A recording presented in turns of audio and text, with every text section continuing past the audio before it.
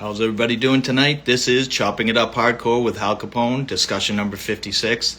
Tonight, my special guest is Bob Adams, the drummer from the Vidablue, which turned into 10 grand. He was also in a band called Tornavalanche. Bob, I see you. I'm going to grab you in just 1 second. Great band if you haven't heard Tornavalanche, double drumming going on and stuff like that. Haven't seen Bob in over 20 years. I set up a show in Haverhill, Massachusetts with 10 grand, and those guys ended up staying over my buddy Brian's house that night. So I haven't seen Bob personally for 20 years. So it's going to be great to get into the old days and the new days and everything in between. And on top of that, he dubbed me the Barbara Walters of hardcore, which is super funny and flattering, to say the least. So, Bob, I'm going to grab you right now. Hold on 1 sec.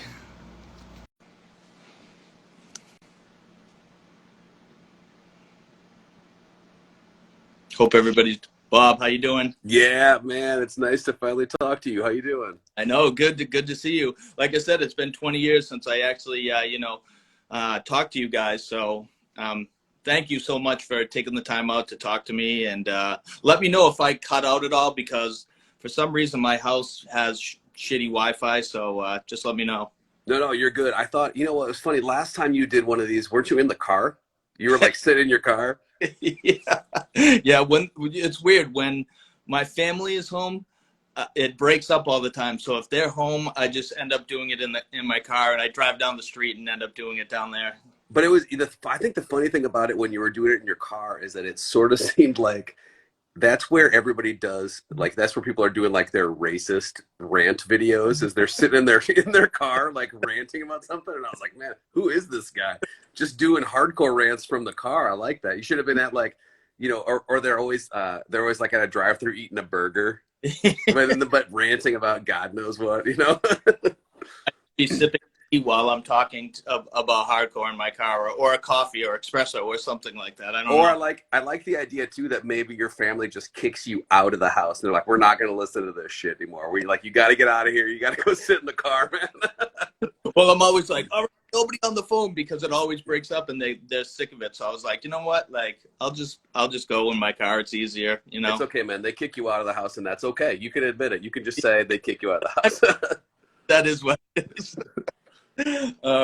Yeah. So once again, thank you so much. How was the beach? Oh man, the beach was so good. I don't go to the beach very often, but my family was at the beach today, and we have some friends in town. So we were just at the beach, and yeah, when you go to the beach and you lay around and you get a little bit sunburned, and then you just get kind of worn out. So I had to come home and like relax for a minute to make sure I wasn't just going to be a total slug talking to you. You know what I mean? Yeah, I hear you. Yeah, definitely. The beach gets me beat, especially I'm the dumb one that never puts sunblock on, so I come back like a lobster every time. Yeah, totally. By the way, nice Iowa Hawkeyes hat. Did you put that on just for me? I love Iowa Hawkeyes, actually, and I did put it on for you. I'm a huge college basketball fan, so Luka Garza was one of my favorite players last year to watch, and I like Wieskamp too. So. Well, everybody who is joined this call and watching right now is from Iowa City. Almost everybody, and so I think everybody's appreciating that. Yeah, college basketball is big for me, so yeah, I watch it all the time, and I'm a Celtics fan too. But like, I was really into college basketball for years and years, so yeah, it's just a love of mine. So you didn't just go buy that hat? You didn't go didn't just go buy it like 2 days ago? Like, oh, I got to get it in time for this call. No, I wasn't.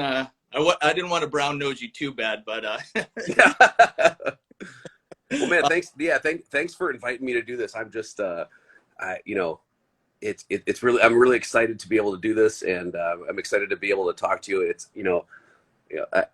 sometimes it feels like there aren't that many of us left who were in the scene and kind of saw the shows and played the shows and hung out with each other back in the day. So it's always so fun to just kind of get back together and talk about it and reminisce. So I'm real pleased that you invited me to do this. So thanks. Oh, thank you, definitely. Like I said, 10 grand. I still jam it all the time, and it means very, it's man. Me. It's very, very special. And I was pumped that I was able to set up that show with you guys way back in, I think it was 2002.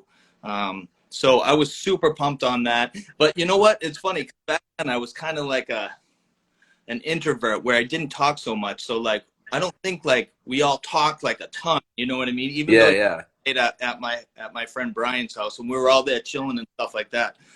It just was. I was just like very shy back then. Well, speaking of that, speaking of 10 grand, if you look at the comments, that's Zach from 10 grand right there on the bottom one. Ask me. I just sent a request and just accepted. So what's up, Zach? I haven't seen you in forever too. So Zach, why are you, what are you doing right now, Zach? You're at home just watching the two of us talk, right? I know you're going to comment back. Let's hear what you're doing, Zach. My prediction is that you're sitting in the backyard and you got cut off jean shorts and a tie-dye shirt. That's my prediction. So I'm not going to wait. I know, Zach, I know you're probably making sure that your tie-dyes are just right and your cutoffs are just right. So. Drinking Bud Light seltzers. Okay. Man, I haven't, amazing. Yeah, that's awesome. Just drinking Bud Light. Hey, Zach, feel free to just kind of jump in at any point here. We're gonna talk about a bunch of I'm sure the old days and all that kind of stuff, and I'm gonna say a bunch of probably half true bullshit, and then Zach can come on and just kind of correct me and make sure that what I'm saying is Nice. right. Perfect. Usually when I start these, I usually the first thing I ask is, what was the first like kind of music that you were into before you got into punk and hardcore? And then the second part of the question, I guess, is what was the first thing that kind of hooked you into punk and hardcore? Man, okay, so that's a good question. So when I was a kid, I grew up in a real small town in Iowa, and I guess the closest city that did shows was Sioux Falls, South Dakota, and so that's where we would go see shows. And when I was a kid, it was like alternative music, like Smashing Pumpkins and that kind of, like when alternative was a thing. Yeah. So that's the kind of stuff that I was into because that was the only thing that I really knew about. But then there was this club in Sioux Falls called the Pomp Room, and they used to do shows and like punk shows, like you would think of like a normal kind of punk show. Yeah. And I remember the first show I saw there that really like blew me away and made me realize that there's like something else out there besides all this other stuff was Seaweed. You remember that band? I remember that. It was a small club and they just totally tore it up. And they were not even like a hardcore band. They were more like a punk, whatever, but they were just so incredible. And I remember being like, okay, everything has changed now. There's a whole new thing here. And yet, so that's what kind of started it for me. And then, but also that was, my friends and I were so isolated because we didn't have the internet back then because we're old. And that, by the way, that's Chris right there. If you're watching the comments, that's Chris from Stunning, who I often heckle. Maybe like every show they've ever played, I've stood there and heckled them. So thank you, Chris, for heckling me. But no, so that really was it for me, and that's where I was like, okay, this is cool. And then we saw Fugazi play there one time, which it was. I realized now how lucky I was to be able to see Fugazi, even in that kind of a small, crappy town. And then that's when I was like, okay, this is cool. I don't know what this is. It was like punk and hardcore at the time was all. It was kind of like this one thing. It was sort of like, everything that happened during that time was punk and hardcore, I guess, for me. And so that's what did it. Yeah, it's mine was kind of like I went from a metal background to thrash metal, then it went into punk and hardcore. But I was huge into like heavy metal when I was a kid, like Iron Maiden and Ozzy and stuff like that. Man, you know what? I kind of did too. And for some reason, I don't know why this was, but I never liked Metallica. Like I just didn't like it. And but I really got into like Megadeth and Anthrax. Oh, no kidding. And I was just like, yeah, man, Anthrax, that's the deal. And then I found out, remember that song? My favorite song of theirs was Antisocial from that Oh, record. yeah. But then I found out that's a cover. Yeah, yeah. That's right. Yeah. It's like a cover of a punk band. And I was like, my whole life, I've been living my life thinking that I liked Anthrax. But really, I just like this one cover song. It's funny you said Anthrax because, like, that was one of the first, like thrash shows that I ever went to. I saw Metallica open up for Ozzy on the Ride the Lightning tour, but I didn't really know like Metallica like too much, and then they blew me away when they opened up for Ozzy. And then like my real first like club thrash show was Anthrax and Metal Church at the Paradise. What? Dude, you saw, man. I can't believe you got to see Anthrax like during those days. That would be so good, man. I'm jealous. Yeah, it was. I think it was like right. It was either right before Spread the Disease or like right when it came out. That's how long ago it was. So it was pretty crazy show, and I'm glad I ended up going to that. Man, I thought of this idea, and you can say, I'm saying it here first. I don't know if this has ever been done before, but I kind of hope / dread that this might be a new thing. Because here's the deal. I feel like every band started playing clubs and, playing little shows here and there.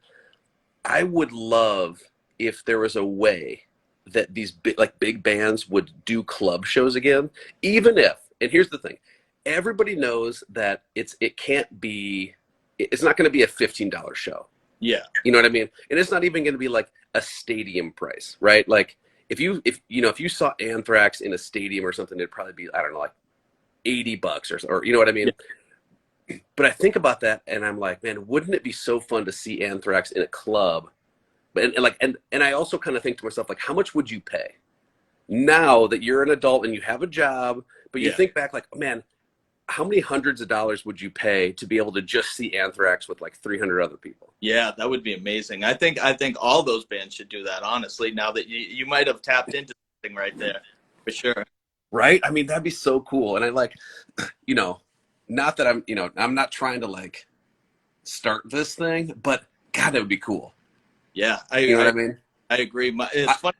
It's funny you say that because one of my good friends is a hip hop promoter, and he kind of does shows at the Middle East in Cambridge, Massachusetts. And it's kind of the same type of story. It's like when, Kendrick Lamar was coming up, nobody knew who he was. So my buddy booked him at the Middle East. And then all of a sudden, a year or two later, he blows up. But a lot of the time, some people blow up in that hip hop community and then they dive down real bad again and they lose party, and then they come back to the clubs again, Yeah. So, I hope that doesn't happen to Anthrax, but I would pay, if you're watching out there, Anthrax, I would save up my money and I would pay a stupid amount of money to be able to see Anthrax with, 300 other people. Now, were you an SOD fan as well? No, I never branched out to that other stuff. And I don't know why. I think I got into it too late. Yeah. I got into it where I was like into just what I could hear, but also like back in those days, as you remember, back in those days, you would buy a tape of something and you could listen to it. But if you were going to buy something else or listen to something else, it was such a risk. Yeah. Because like there was like, now you just stream it and like, this is cool. And if you really like it, you can buy it. But in those days you're like, well, I don't have any idea what it sounds like. Yeah. And I got to go buy the tape, and nobody else I know, or very few people I knew back in those days listened to that stuff. So I didn't have anybody else. I couldn't borrow it or check it out anywhere. I'm like, you got to go to like Music Land in the mall and buy it and just hope that it's good. You know what I mean? I know you know what I mean. Oh, I do. Definitely. I would buy things on just the cover. I'd be like, oh, this cover looks cool. And then sometimes I get home and I'm like, oh, this is horrible. And then, yeah. Oh, this is amazing. My new favorite band. Like, I would just go on whims if the cover was cool. Yeah, dude. I'm just saying, man, these kids these days, they don't know how hard we had it, back in the... I know, seriously. Well, I always talk about like writing letters to bands to try and, when I was booking shows and stuff like that, or hoping they had an AOL messenger tag. like to see if they have an email account. Yeah. And then maybe possibly I would get their phone number. And Yeah.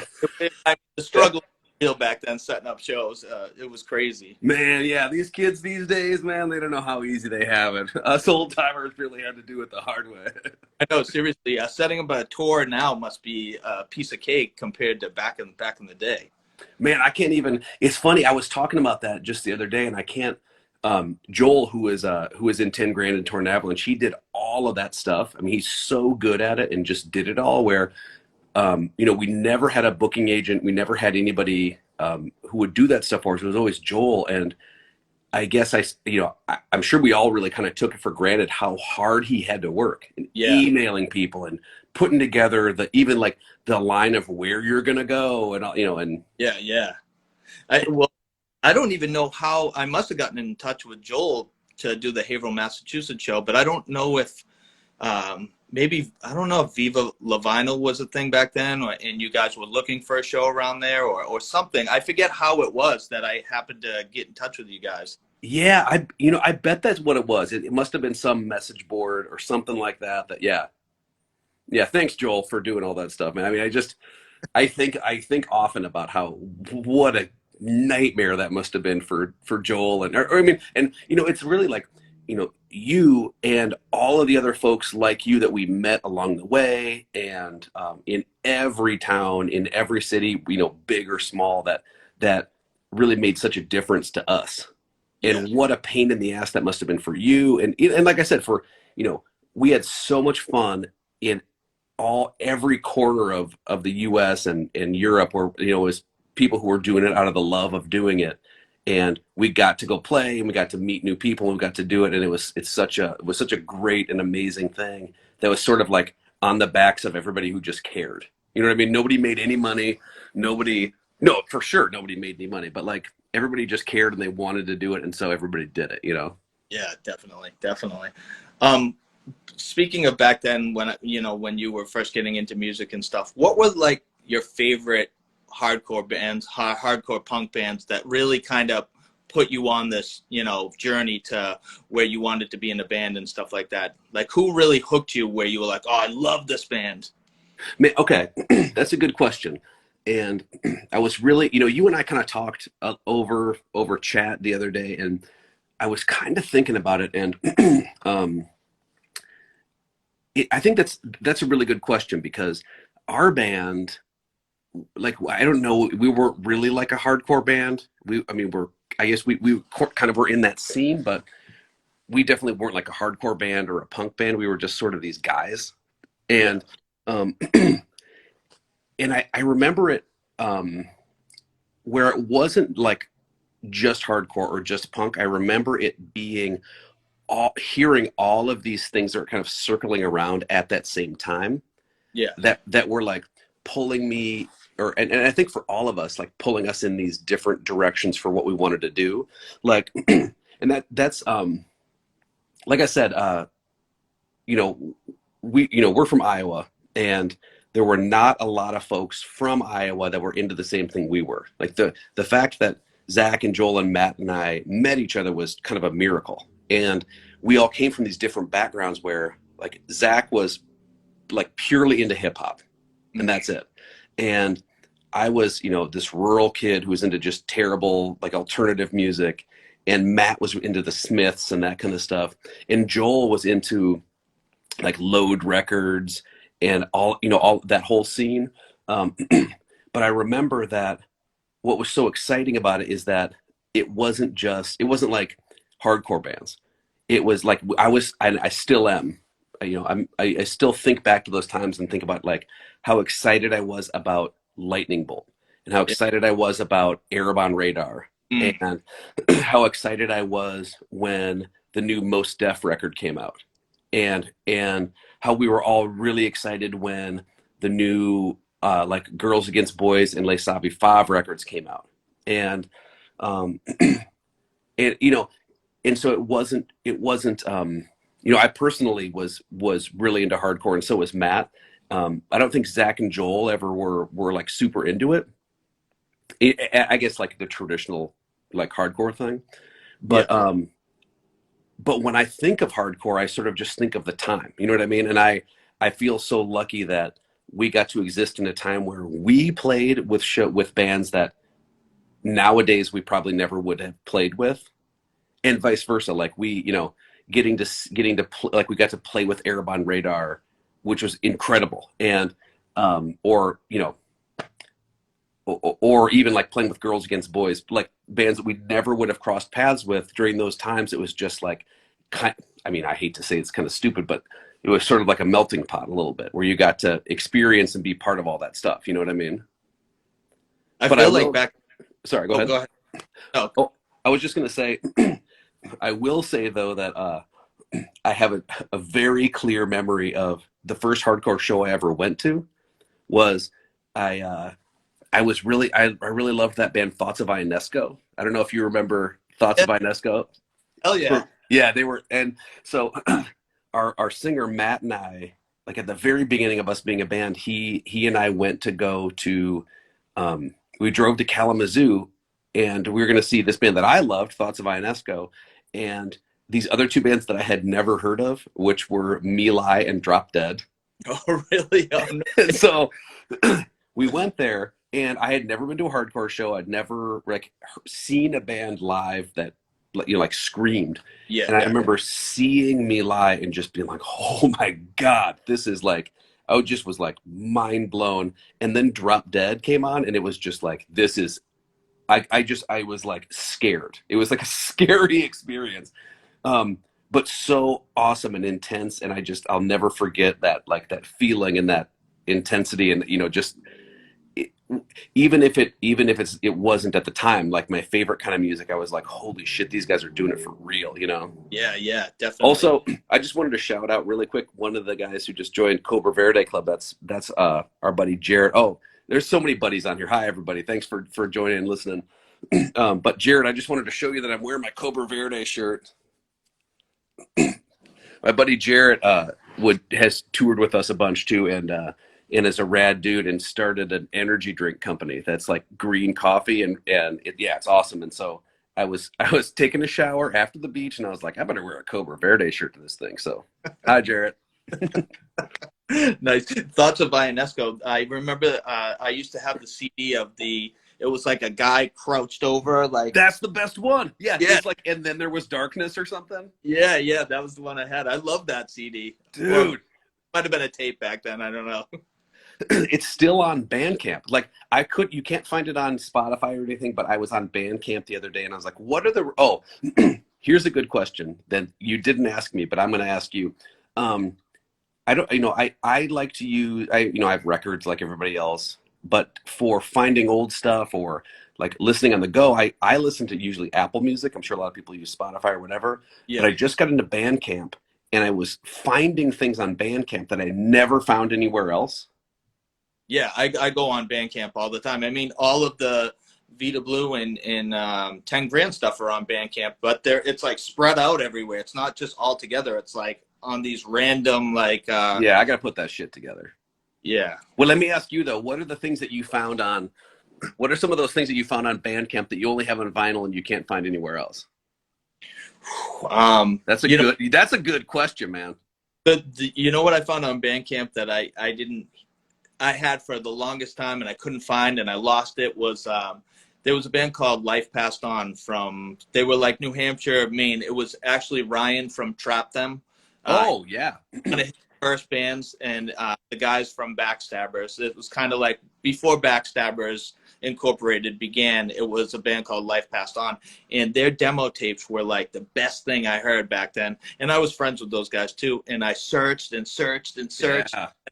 All of a sudden, I go on Bandcamp, and I'm like, "Holy shit, it's here!" I was like, "Oh." And I was like, it blew my mind. Because I was searching for a good 18, 20 years. Yeah. And it's there now. Man, send me that link. I got to hear that.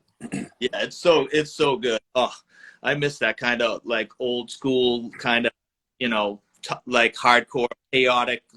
They were really chaotic because they had the double vocals going, and it was some. Yeah, remember those days? Oh, yeah. Definitely. What I also ask is, what got you into drumming? How come you picked up the sticks and wanted to drum? What drew you to drumming? Man, that's a so being a kid, I man, I'm such a nerd, but like, you know, growing up in a small town in Iowa, everybody everybody was in band. Band wasn't a thing that you opted into or opted out of. It's like everybody did it. Yeah. And so um I, I thought it would be really cool to play the trumpet. And I was like, oh man, I'm gonna play the trumpet. This is gonna be cool. Which would have ended up like leading to a life of ska probably. Yeah. But um right before they did the band tryouts thing, I got braces. And so I went in and they were like, well, no, you can't play trumpet. You got to do something else. And I was really bummed. And I was like, I guess I'll play the stupid drums. And then, um, but then, so, we would, you practice and like learn how to play all like the stuff when you're in middle school and, roles and all that, like middle school stuff. But then there was this teacher, these two teachers, Lucy Farron and Hans Willitson, were my two band teachers back then when I was a kid. And they both, as they were teaching us how to play, and they were teaching like the clarinet players how to play scales and all that crap. Yeah. They both taught me how to play with somebody. And so I would play like a drum kit, and they would play whatever was their instrument, like trumpet or trombone or whatever, but we would just play together. Yeah. And it taught me how to play with somebody, which is a thing that like you don't learn that in band. In band you just learn how to read music. But and it was so fun. And I was like, man, this rules. I hate reading music. I'm never going to read music ever. I don't want to do it, and I hate it. But that I was like, man, it felt so good. And then and I did that and whatever as a kid, and then I went to school. I went to college, and I met Matt. And Matt he knew Joel and Zach from something else, and he was like, "Hey, we're gonna start a band." And he knew that I had like played drums, years ago in high school, just because we were buddies. And so that's when I started playing for the first time, like with a band, was with these guys. Yeah, yeah. So your first band was the Vidablue. Yeah, that was the first band. Yeah, a good first band. Man, I think it might have been all of our first band for real. I mean, it was, and we got together and we practiced at this just absolute hole in the wall place, like down by the train tracks in Iowa City. And the first time we played together, we ended up writing at least one song, maybe two or three.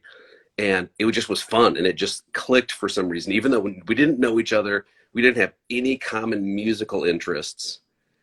I met Zach on the way to band practice. It was like, oh, hey, and these guys who ended up like being my, my best friends. And yeah, it really was, all that stuff really was just like being in the right place at the right time. You know what I mean? Like I wasn't in some other band and they found me, and vice versa. We all just were like four absolute scrubs who somehow got together, by circumstance. I usually talk to people and they're always like, oh, I was in this horrible band when I was first starting out and I don't even want to talk about it. It was like, but I mean, that's a great story where you guys were, you created the Vidablue like as your first band. That's pretty impressive. Yeah, well, thanks. Thanks. Because like I said, and me too, I was in like a, shitty, just like garage band trying to do some weird things, and then eventually I kind of worked myself into a couple bands that recorded something decent and played a bunch of shows and stuff like that. So wait, you didn't play that show with us in Massachusetts with it, did you? I did, yeah. My old band was High School Sweethearts. I didn't even realize that. I thought that you just booked. I didn't even put that together in my mind. Yeah, no, I was the singer. Like me and the guitar player did like the dual vocal type things, and like there was some singing. God, how that like totally, but I mean, like you said, you were shy. Maybe that's why I forgot. But man, that show I think was somebody dropped out of that show, so it was, I forget who dropped out, but my friend's band all of a sudden just drove from Providence and jumped on that show. I remember that. Yeah, I remember that. It was like they had to come. They came like last minute. Yeah, it was like the band was the Fail from Providence, Rhode Island, and they were Yeah. super chaotic. They had the keyboards and like they were real static and screaming like that. It was Barstow, a band from Connecticut that was kind of like not indie, but had a little bit of screaming in it, sound to it, and then us, and then the Fail, and then you guys played at the last. Man, you'll have to forgive me. It's been a long time. There's a lot of fogginess in my brain since then. The only reason why I know that is because I videotaped every band that played that night too. I had somebody videotape our set, and then I just did all the rest of the videotaping and stuff like that. I'm glad that you did that, man. Every once in a while we'll come across old shows, not just of us, but like old shows of kind of like what it was like back then, what those shows were like. It's so fun to look back on those and be like, man, we all did that for like 10 people. And then the next night we followed you guys to Alston, Mass, at the ICC church, and you guys played upstairs. I think one of the guys from a band called Now Denial set up that show, and so you guys played in Haverhill. You drove all the way. We made you drive. Not made you, but you guys Yeah, drove. yeah. And then drove all the way back to Massachusetts. Wait, wasn't that at that show at that church? Isn't that where that young woman passed out while we were playing? Yeah. God, I remember that. That Yeah. was so. I remember, and it wasn't. It's not like it was this crazy show and everybody's going nuts. But I just remember playing and then seeing she was kind of in the front, and I just saw her like go down, and we all just stopped, and we're like, "Oh my God!" Yeah, yeah. I don't know if it was. I can't remember if it was like super hot and she fainted from the heat, or just she had anxiety or something, and she kind of passed out. She fainted from our mediocre rock and roll. That's what it was. She just loves like half-ass Iowa, like pseudo hardcore is her favorite. Oh, man. So speaking of the Vidablue, did you guys have a demo tape that came out first, or was it the Enough EP that was the first thing that you guys put out? Oh God, no! The first thing we put out was we put out a 7-inch, and we put out a 7-inch, and our buddy Bronson, who was the greatest sound guy at Gabe's and just all around good guy, he recorded it for us in Gabe's when Gabe's was our like hometown bar. Yeah. So he did that all for us, and that was the first thing we did. And then we did a split with that band Quattro. It was Yep. I know it was Pat Kennelly from Me Lie, and I think Neil Hennessy was in that band. Anyway, and then we did like a 4-way split 7-inch thing, and then we did the Enough EP, which was we recorded it in our practice space. I think our buddy Jason Pace recorded that thing. Oh, really? And then we just, but I mean, there were no recording studios where we were, and so like those first things we were to record at the bar or record in a basement, and so yeah, and I haven't heard those things in years. You posted a thing about like at that cover, and so the Enough EP, the cover is like a guy with a baseball hat and a bunch of hearts. So Jarrett, who just wrote 7-inch on that thing, Cobra Verde Club, he's the one who did all that art. He did a bunch of the art for the old records and stuff. Yeah. I remember the first song I ever heard from the Vidablue was the '87 Yankees. Like that was the very first song I ever heard, and I was like, who is this band? Because like you said, you didn't like. It wasn't like you fit into the hardcore or like punk, and like screamo wasn't even a thing back then. Which I didn't even know what screamo was, and I was listening to all the Godfathers of screamo when I was watching them play live. Yeah, totally. So when I heard '87 Yankees, I was hooked. It was kind of weird, like you guys and Race Banding were so different, but I was so drawn to both of the like your band and Race Banding at that time.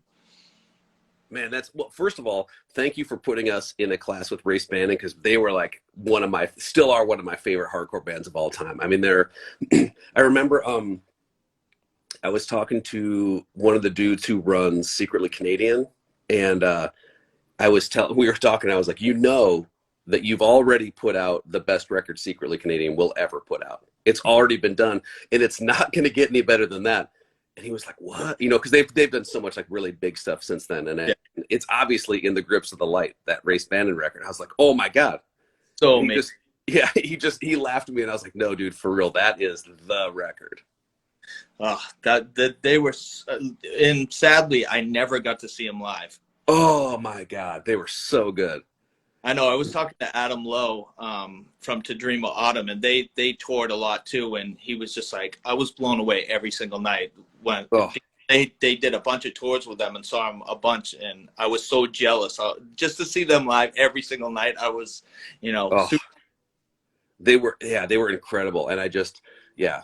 Anyway, yeah, I love those guys. It's funny to think back to all those bands that they kind of toiled at that same time that we did and kind of ran in that same scene, and then but sadly like nobody ever got to hear them because they split up at that point. Jarrett is just on here reminding me of Bloomington Fest. We played Bloomington Fest with those guys.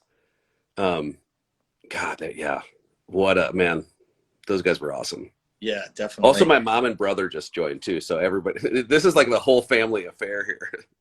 Hi Bill, hi Mom. Oh, that's awesome. So what, I know that I was reading something where Discogs messed your catalog up. Is that true? Like somebody was saying that you released some different stuff that wasn't on Discogs, and somebody was kind of dissing on Discogs for fucking. What? Whoa, I didn't know that. No, I had no idea. I got to check that out.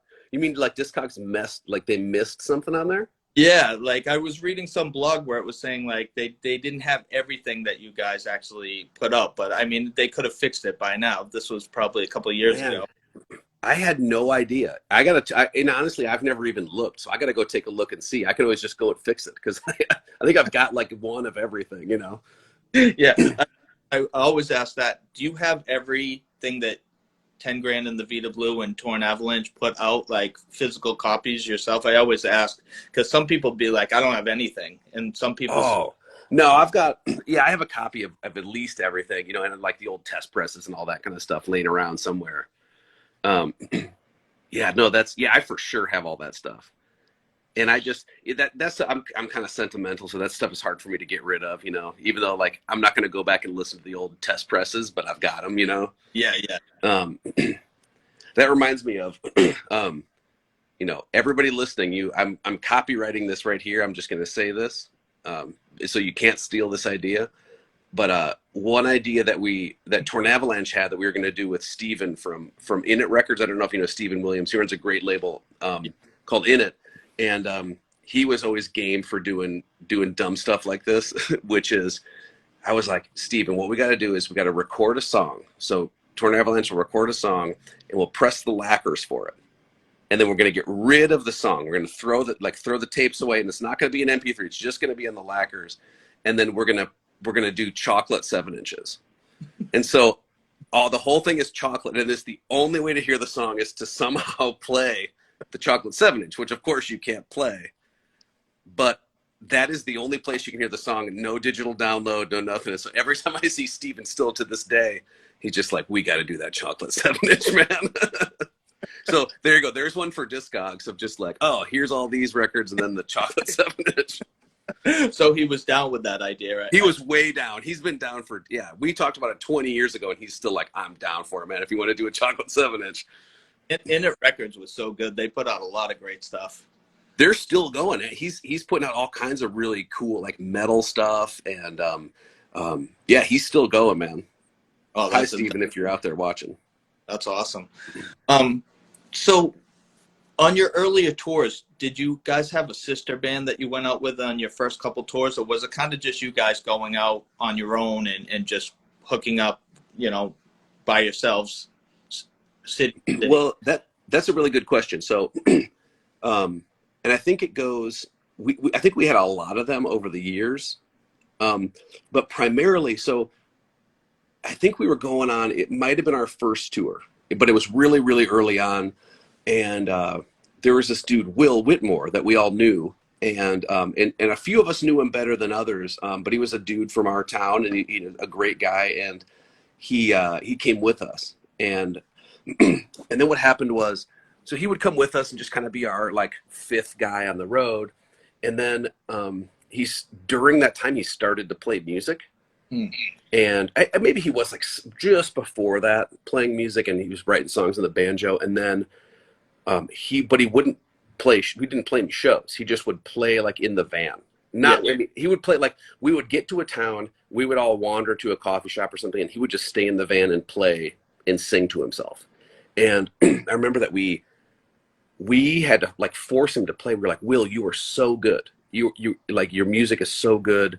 And he was like, nah, I don't really want to do it. And we kind of forced him into doing it. And then we ended up kind of doing a thing where we were like, we would go and set up in a basement or wherever the show was. We would set up, do whatever at the equivalent of a basement show, sound check, turn the amps on and, make it loud for a second. Everybody would come down, and then Will would take my drum stool and play like 2 or 3 or 4 songs on the banjo and just blow everyone's minds. Because that dude, I don't know if you've ever heard Will's music, but he played that Haverhill show. I forgot to mention that he did a little set. Yep. So, and it was kind of funny because I recently saw him play again, and I mean, we're still close friends, obviously, but like I said, nice. I recently saw him play again, and somebody was talking, and they're like, "Man, I've seen Will so many times. I've seen him like 20 times." And I had actually gone through our list of how many times we played together, and just in the times that we were touring, like just playing together, I was like, I've seen Will 175 times. So he was for sure. I mean, he was for sure our dude. He was always with us. I mean, he was like absolutely the fifth member of our band, and also just such a great musician. And he's still doing this today, and he's doing better than ever. And yeah. But no, but that said, I think we were really lucky in the sense that from the touring that we did, and the fact that in those days people would kind of come through on their own tours, and because Joel was so good at putting everything together, we ended up linking up with bands for like, let's say 5 days or a week or 2 weeks or whatever it was. And it was like, I think we had a lot of those bands that we became friends with and got to do interesting things with and play with, like Murder by Death. We played with tons and tons. And like Mid Carson July. I don't even know if you remember those guys. Yeah. But like Race Bannon and Forstella Ford and all those, like God, it's almost hard to. Oh, Grand Ulina. I don't know if you ever heard of Grand Ulina. They played a Austin show with you guys. God, they were nuts. That band is just absolutely crazy. And like, or even like Erebon Radar, we got to play a few shows with them. Traveled like 2 or 3 days with them. Or, but yeah, I just it's kind of hard to think about. I probably should have written all those down. But like, I just remember those days so fondly of like, oh yeah, here we are we're going for a week together. We're gonna do this, and we're in it together for this 1 week. You know what I mean? Yeah, you guys played with everybody. I mean, you played with Seisha. Yeah. A flyer that you guys played with Seisha, and I'm pretty sure you played with Page 99 as well. Like, you guys played with the who's who of that era back then. Man, yeah. The funny thing is that because we were all into, kind of whatever music we were into, none of us were really super heavy into hardcore. And I really liked it, but I didn't know tons of bands. But we just got put with all these bands because we were in sort of the same scene, and all that stuff. And so at some of the times we were playing with these bands, like I remember Zach, who's our bass player, I loved and still love Reversal of Man. Yeah. And so when we played at Wilkes-Barre, they were going to play, and we were out in the van just like drinking beers in the van after we played. And I went back in, I was like, Zach, come with me. You got to see. I was like, these guys are basically broken up. They're not going to play again. We got to go see Reversal of Man. He's like, I'll go with you. And so we just had so much fun seeing them. But like, it was, one of us being like, we should see Reversal of Man right now. Yeah. We're like, now, if they did a reunion show, it'd be like, oh my God, this is crazy. But back then we're like, should we drink beers in the van or go see Reversal of Man? You know what I mean? Yeah. Was it the Reversal Man before they broke up when Matt wasn't singing, or did you actually see Matt when he was singing? No, it was when he wasn't singing. Remember, they like it was like their last tour. They might have even been like a 3-piece or something. It was bananas. Yeah, I think Jeff, the bass player, and maybe Dan Ratty was singing, doing the like kind of two vocals at the same time at that point. Yeah, I think it was, and but I had never, I didn't know anything about them. I had their record and I loved it, so I didn't know really. Like, I mean, I knew what it was supposed to sound like, but when they started playing, I was like, okay, I love this. I still love it. I don't even care. I still love it. Yeah. The funny thing, last Sunday I had just talked to Matt Copeland from Reversal Man. That was my talk last Sunday. Yeah, I saw that. That's nut, man.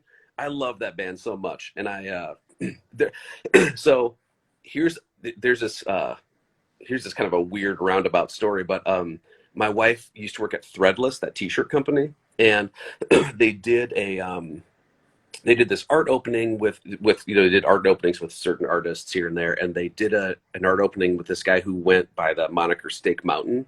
Yes, yeah. And I had no idea. So we go in there, and we're at this art opening, and I met this dude, and I was like, oh, yeah, nice to meet you, blah, blah, blah. And then I walked around and saw his art, and I was like, oh, my God, you do all the Reversal Man and Combat Wounded Veteran stuff. And he's like, yeah. You didn't, I mean, like, but everybody else, this was like after all that had ended. Yeah, yeah. And so everybody else was just there for like this Threadless party, and I was like, dude, Reversal Man. And we kind of like, it was kind of like thrown back to the old days, but it wasn't even the old days yet, Yeah, yeah. His name's Chris, right? I think so. I mean, I only met him that one time, and we started talking about Reversal Man, and then it was like, then we started drinking beers and eating snacks, and so I just kind of, It was a long time ago. There's a lot of fuzziness between here and there. Yeah. I also wanted to ask, who was the smart person who copyrighted the name, the Vidablue, like while you guys were first getting together? Because obviously it was a smart move in the beginning. Well, so actually, here's the thing. So I believe Vida is Spanish for life, right? But we actually, and so a lot of people say it both ways, but we actually named it Vidablue. Vidablue. But the reason that we named it was there was a pitcher from the 1970s. Yeah, Oakland A's. Yeah. And so we named it after that dude. And we always thought it was Vidablue. But then people would say it both ways. And so it just kind of became, we're just like, oh.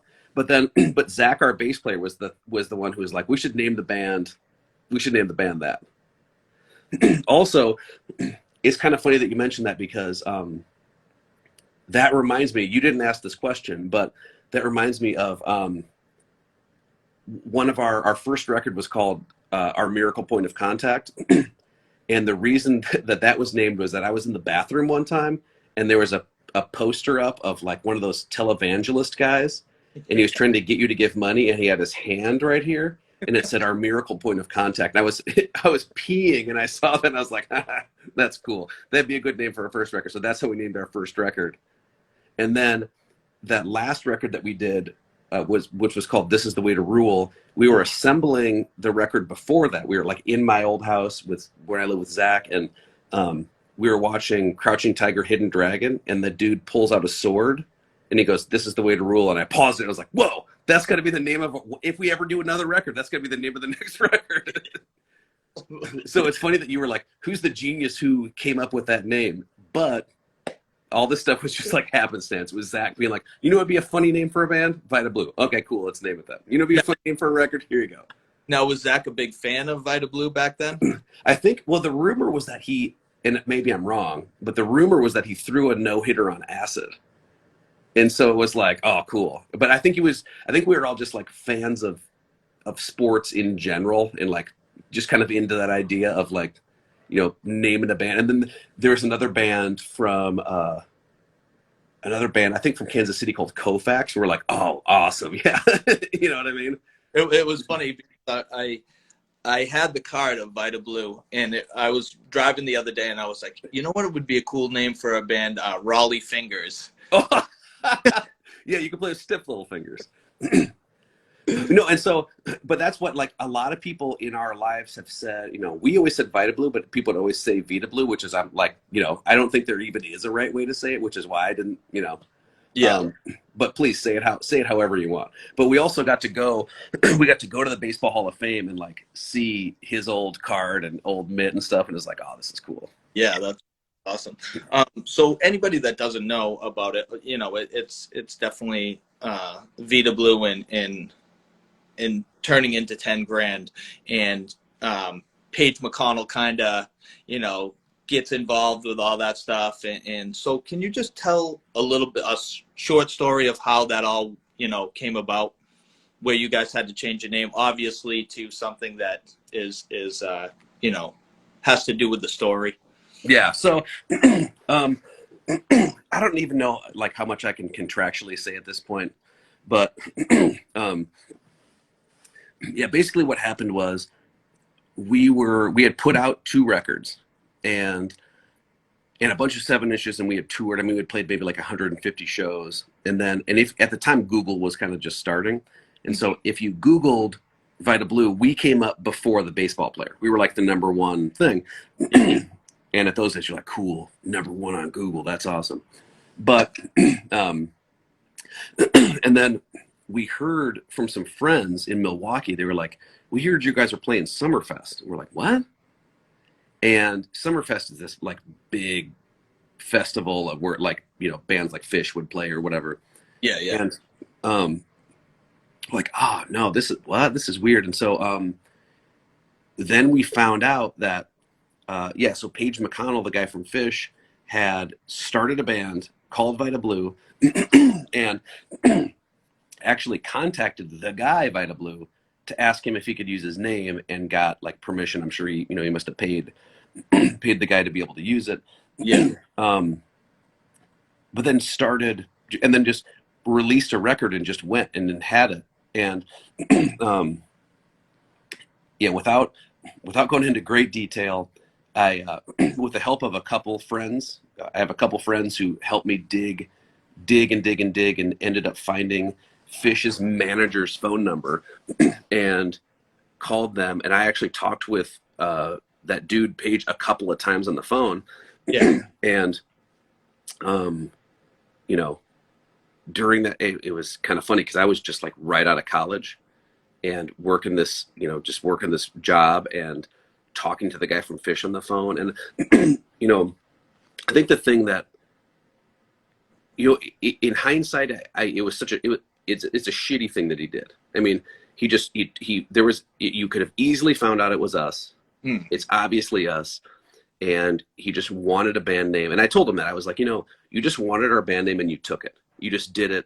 And I said, man, you were young once. You haven't always been in Fish. You always, you could have had any band name you wanted. And you took one that is dear to our hearts. And you just fucking took it from us. And, I was mad and I'm still kind of proud of myself that I just let the dude have it. And, but he was like, yeah, no, you're right. And I'm sorry. And he didn't deserve for me to, be so shitty to him on the phone, but he was like, I'm sorry, you're right, but it's done. And which was also right. He had already done it. He wasn't that sorry because he kept doing it, but still, Yeah. And then, they didn't owe us anything. They just, because the name wasn't even copyrighted. It's some other dude's name. And so they came back to us with we made an agreement for an undisclosed amount of money, and with the stipulation that we would never really talk about it and never talk about how much money we got paid. And then then we changed our band name to 10 grand.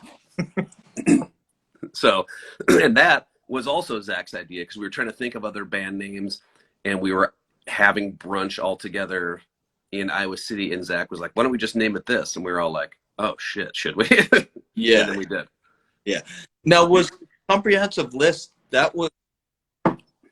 wasn't it at first the Vidablue, and then you guys changed 10 grand off? Yeah. The CD is Vidablue and the record is 10 grand. because I had the art, and so I just changed it, and then we so yeah, you have the CD as one, and the other ones, because I forget who even did those. I feel like, oh shit, I don't even remember who. Oh, Sick Room, I think, which was Dre's from Chicago's label. Anyway, whoever it was, they were kind of on two different labels, and at that point, people just kind of knew. Yeah, I have a bill in it, and it's 10 grand on the CD. Oh, it is. Okay, so it must have been the opposite. So yeah, 10 grand, and the record must be the Vidablue. Oh, yeah, okay. But yeah, man, you know, that was some that's a kind of an interesting time for us. You know, I mean, we were just kind of starting to become a little more popular, and we were starting to play a little bit bigger shows, and we felt like it was going to be a really big blow, you know, and it ended up that nobody really cared, and it was fine. And you know, we were really mad for a little while, and then it ended up being fine. The funny part, though, is I'll never forget when you know, I had made the deal with you know, Dude's lawyer, and we, you know, talked through all the terms and all this stuff, and then I went back to Joel and Zach and Matt, and we were kind of talking about it. I was like, guys, we're giving up the band name. And they're like, no, fuck that. And I was like, it's okay. There's, you know, we got some money for it. And then and they're like, how much? And I was like, guess. And I remember that I think Matt was like $500. And I was like, no, more. And somebody else was like, 1,000? And I was like, so anyway, it's more than 1,000. Yeah. But speaking of Zach, because of his love for hip hop, is that like, it seems like the band had like the funky bass parts. You always hear like a prominent like bass in all those songs. Did he bring that into the band? Oh, for sure. He absolutely did.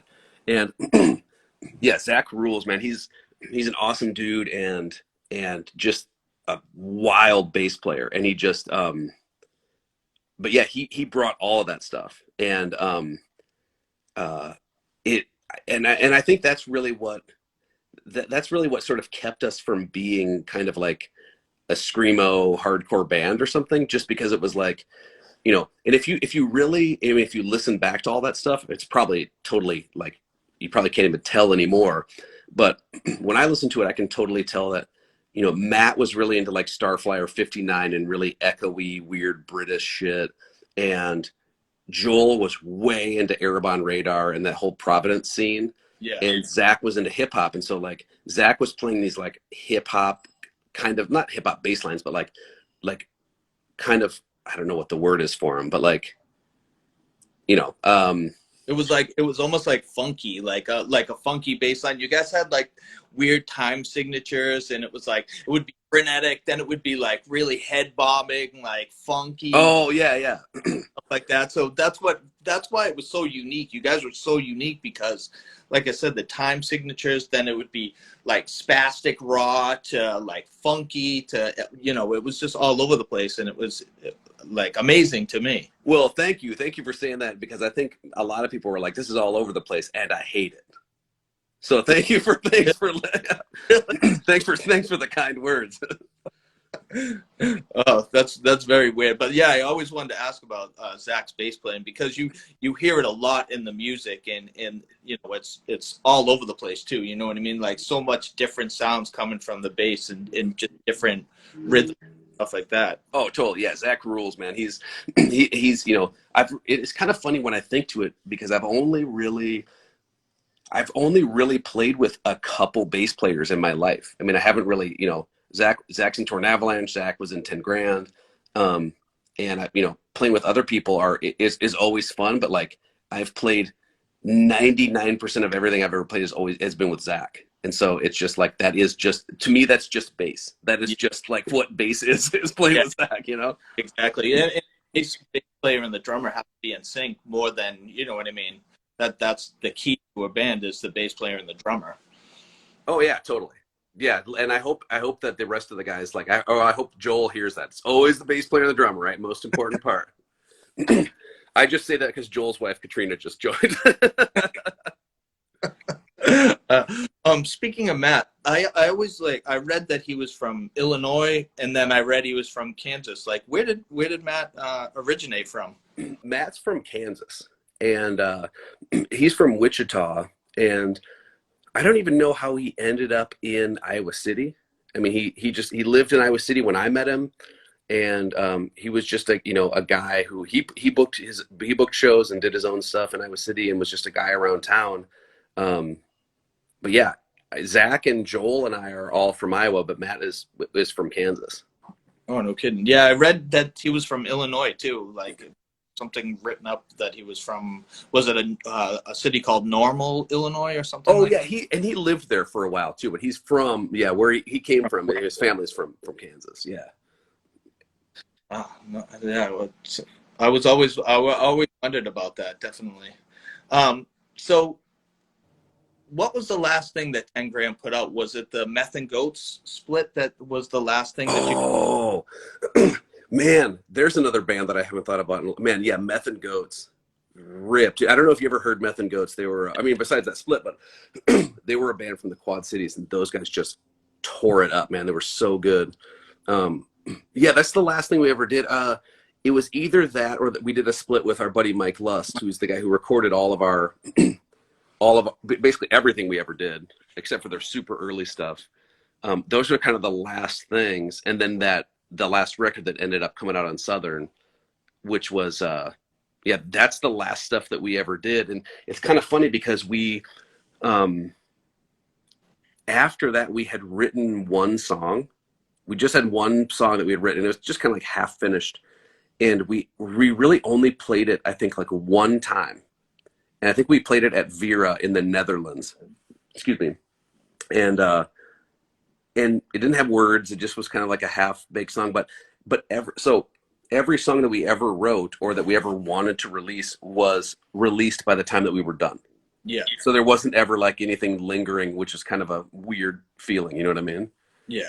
But speaking of that, I don't know if, I know that you live a long way away, and I know that, folks aren't always in the same circle of music, but that dude, Mike Lust, who, like I said, he was in this incredible band called Luster King.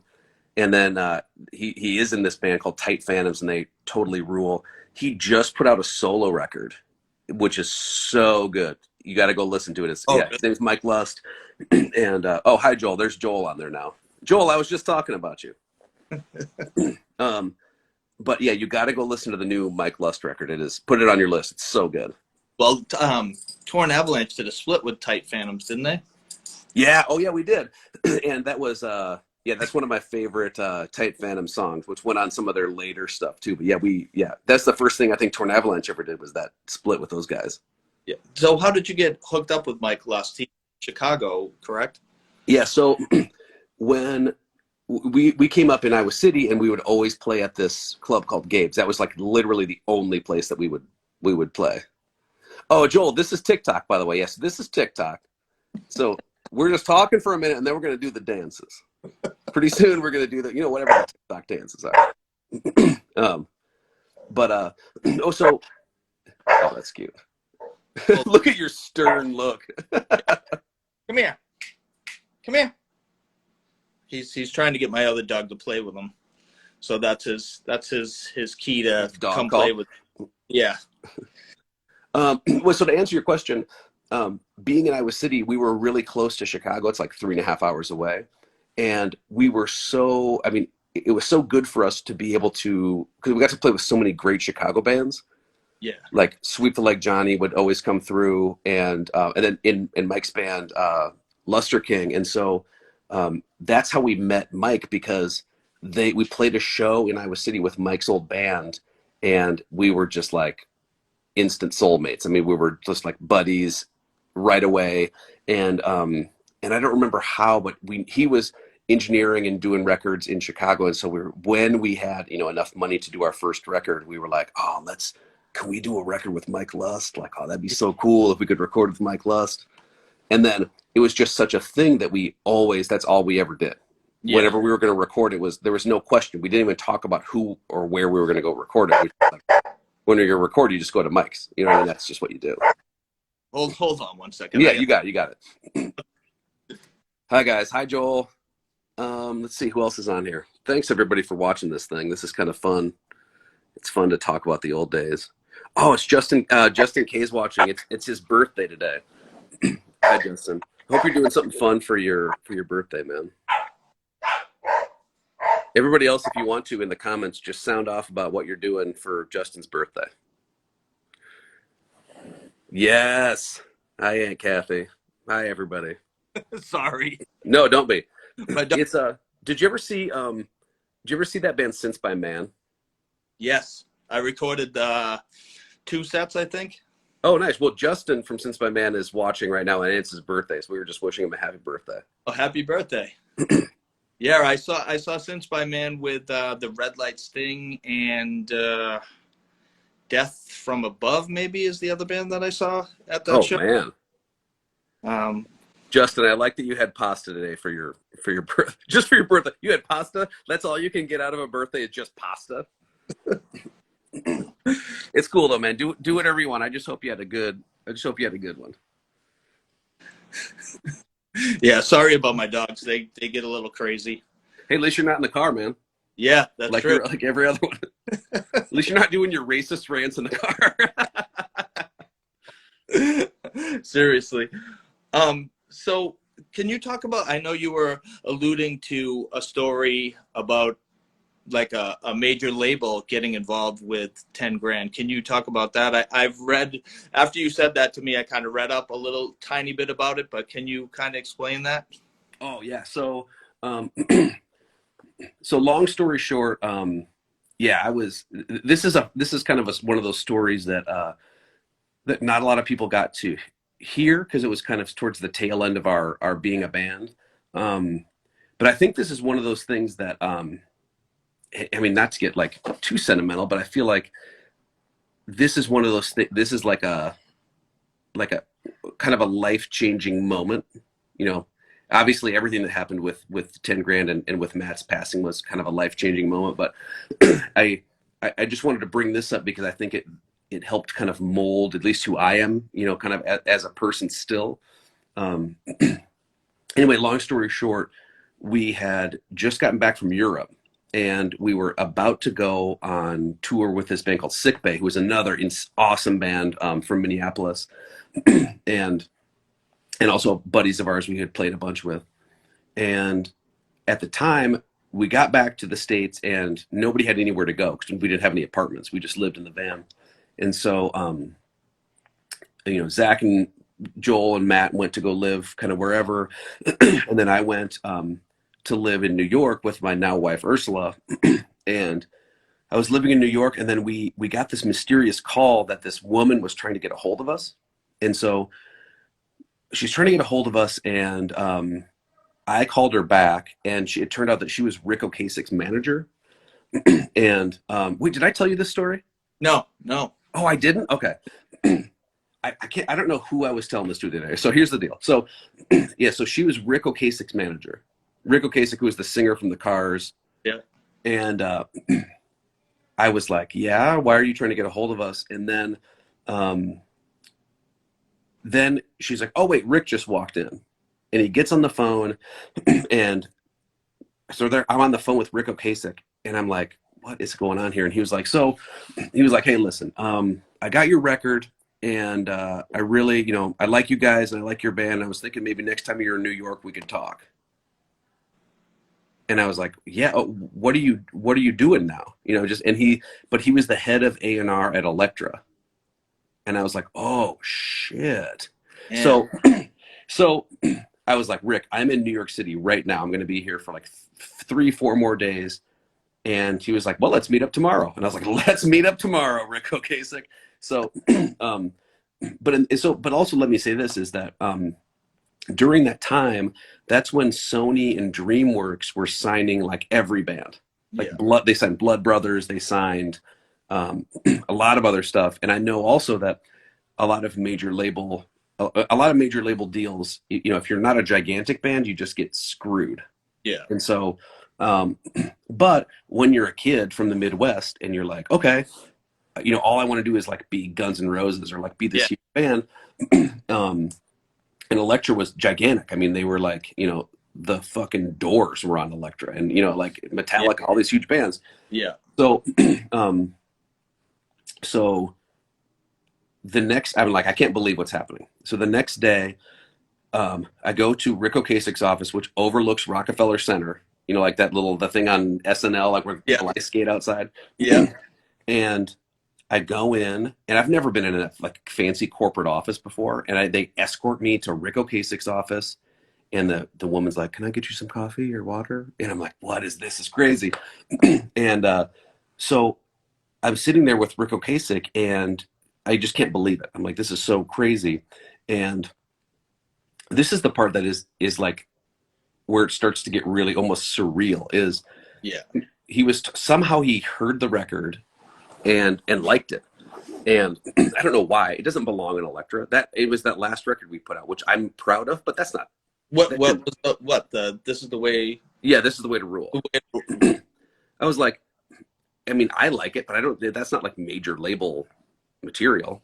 But anyway, he was like, I'd like to work with you guys, and I would like to, yada yada. And I said, well, I think that would be cool. I think that'd be really great, except for there's two things. Number one, we'd love to, I'm sure we would all love to do it, and we'd obviously have to negotiate some things here and there, but we're not going to do it if we can't record with Mike.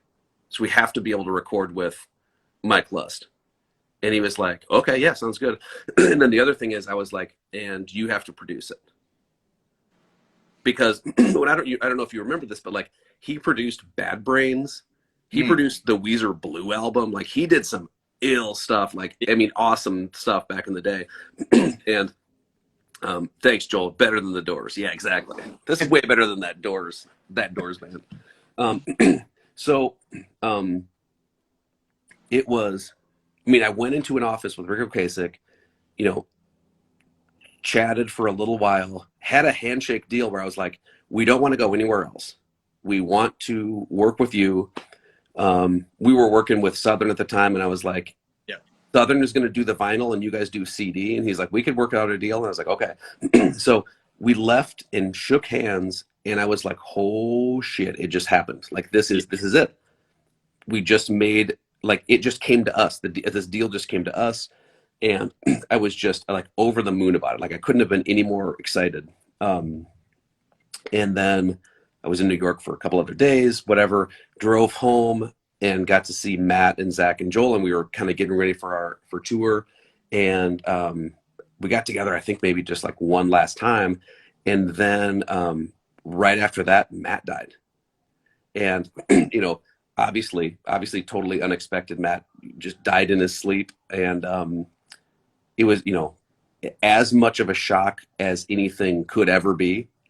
And, but it was the meeting with Rick Ocasek is something that is kind of, and the reason that I wanted to tell it too is because it's and for me, the reason that it sort of like changed who I am, I guess, is like, not only did being in a band and meeting all these people and having like my best friends change me, and also having, one of my best friends die change me, but it was also, at the time, we didn't have any houses. Like, we just lived in the van, and none of us had any jobs. We just were in this band, and we were all each other's best friends.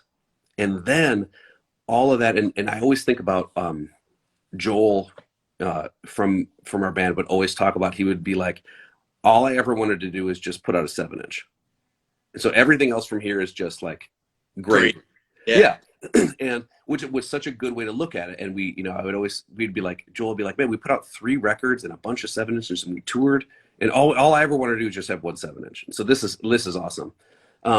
But in the end of it, it was all of these things, and then leading up to this meeting, which is like a dream meeting. Like, that's the meeting every band ever wants, or at least that I ever wanted, and then, and it got to this crazy level of like, oh my God, now it's going to finally happen. And then it was all over.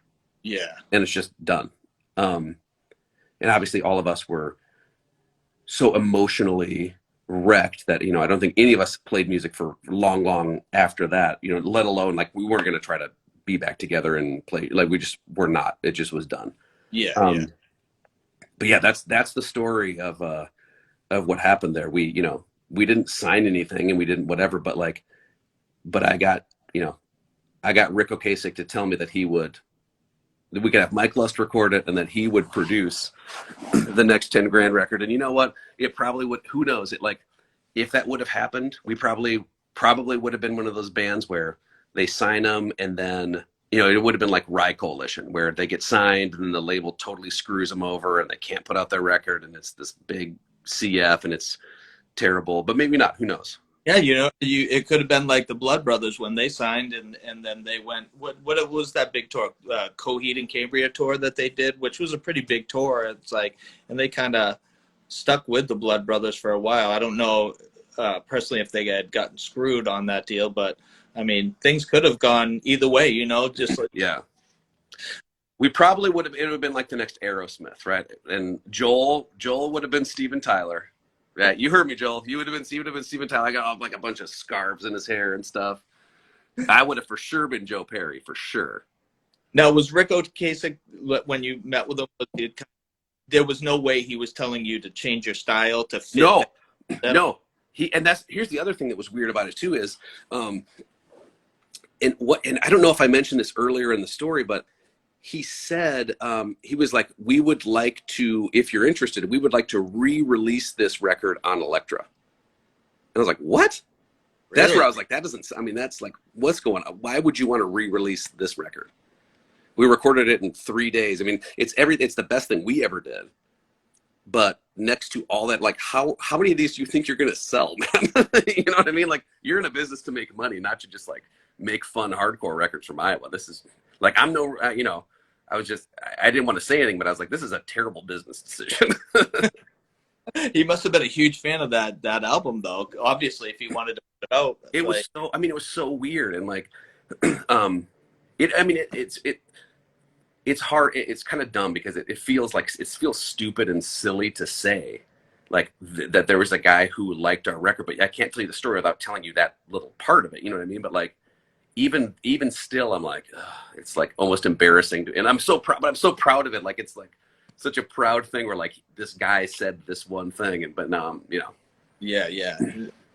I don't want to get too much into Matt's death, but obviously it was a huge thing. When I heard about it, I was like totally crushed. Yeah. Big, huge fan of 10 grand. I didn't even know what to think when I heard it.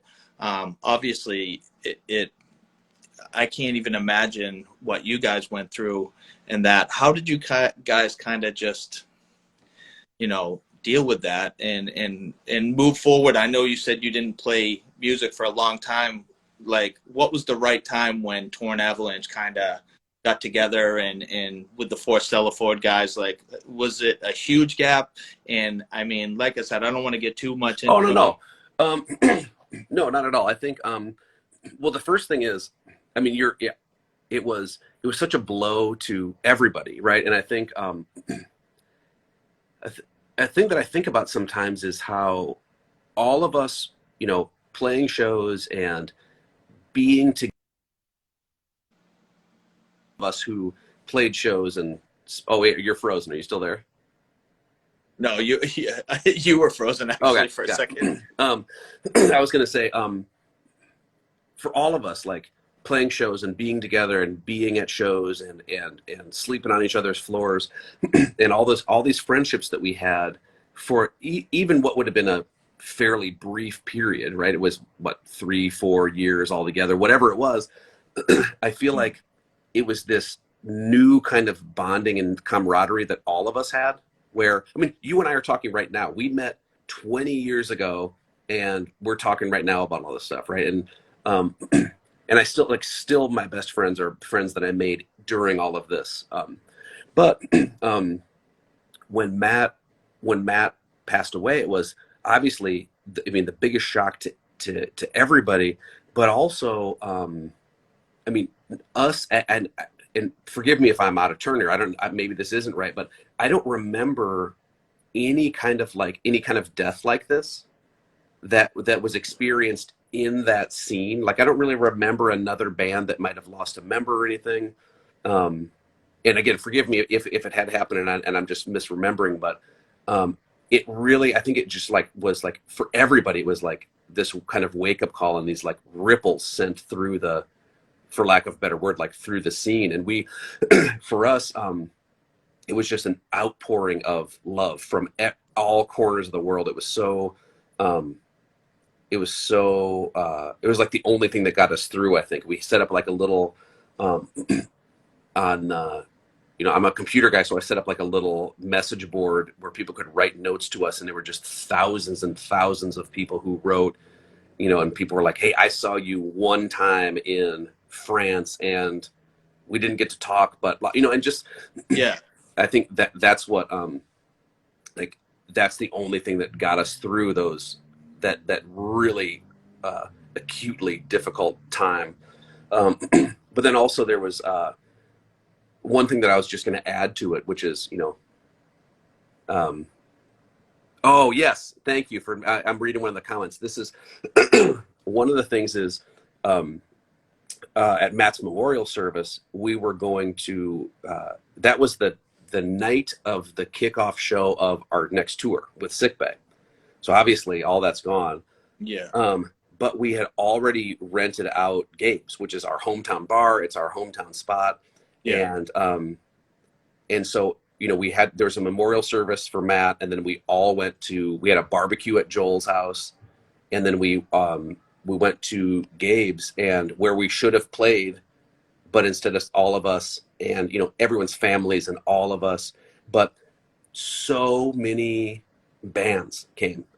And the comment down below is it's perfect because there were like, it was this memorial service, but so many tour vans were there where it was like everybody, like, you know, Sweep the Leg Johnny and all the like Plastic Constellations from Minneapolis and Murder, like everybody showed up to this thing. Yeah. And, you know, it's such a tough time and tough thing for all of us, but we all, you know, like we all came together at the time that the only thing you can do is come together. You know what I mean? Yeah. Yeah.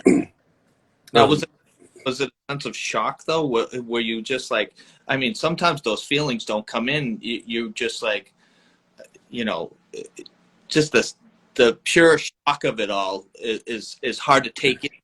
Yeah.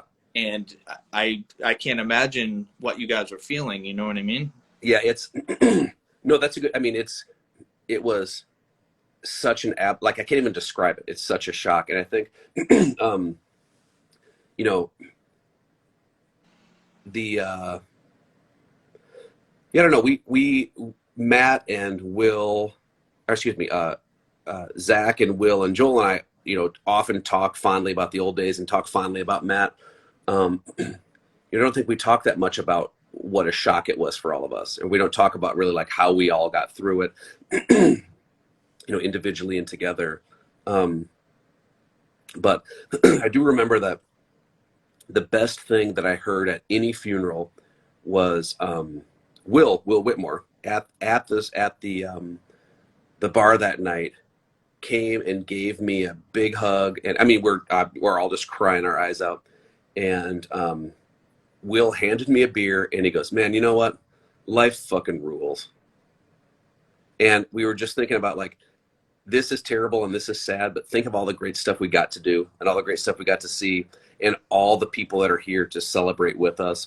And I think about that every time that a family member or a friend dies.